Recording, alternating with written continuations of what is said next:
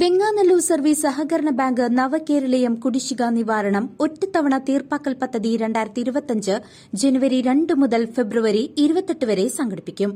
ഭാഗികമായോ പൂർണ്ണമായോ കുടിശ്ശികയായ വായ്പകൾ ഒറ്റത്തവണ തീർപ്പാക്കലിലൂടെ അവസാനിപ്പിക്കാം.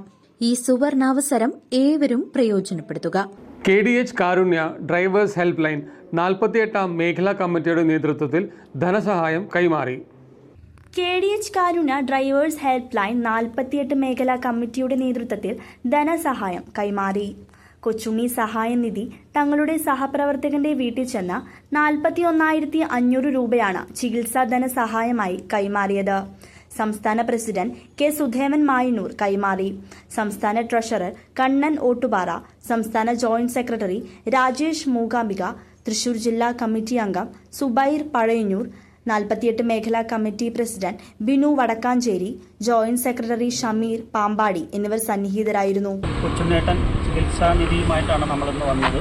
തിരുവിതാമലയിലുള്ള കൊച്ചുണ്ണേട്ടൻ്റെ വീട്ടിൽ വന്ന് അദ്ദേഹത്തെ വിളിച്ചിട്ടുണ്ട്.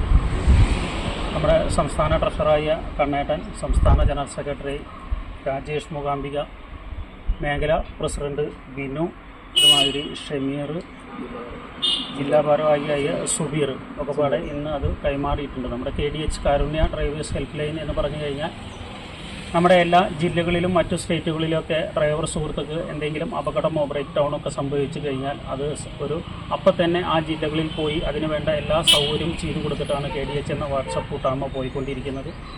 അതുപോലെ തന്നെയാണ് ഞങ്ങളുടെ കൂട്ടത്തിൽ വന്ന ഞങ്ങളുടെ ഒരു സുഹൃത്തിന് ചെറുതായി ഒരു സുഖം ഇല്ലായ്മ വന്നു. അതനുസരിച്ച് നമ്മളൊരു 41,500 രൂപയോളം അദ്ദേഹത്തിന് ഇന്ന് കൈമാറിയിട്ടുണ്ട്. KDH 48 മേഖലയോടെയാണ് ഇതിൽ സഹകരിച്ച എല്ലാവർക്കും KDHന്റെ പേരിൽ എല്ലാവിധ നന്ദിയും ആശംസകളും അഭിനന്ദനങ്ങളും അറിയിക്കുകയാണ്. CCV news Chelakkara.